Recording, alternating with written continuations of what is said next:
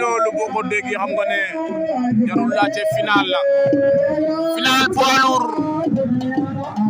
fii ci Ndangaan Sokone lay xewee ndeysaan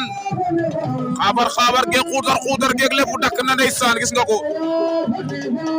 waaw lumière ya baas ba tekkeeku na ndeysaan cee loolu diggante Caatu Waalo ak ki nga xam ne mooy Fambou da Bassoul ñoom ñaar ñi ñëpp dañoo compétir ndax fay lañ jógee Sangako ñu ñàkk foofu ñëw dawal si fii di Sokone ba finalu te naa la nit Fambou da jël na tànk pour Caatu Waalo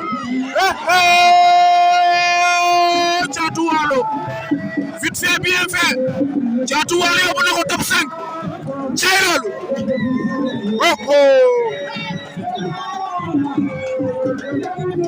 Caatu Waalo mi phénomène la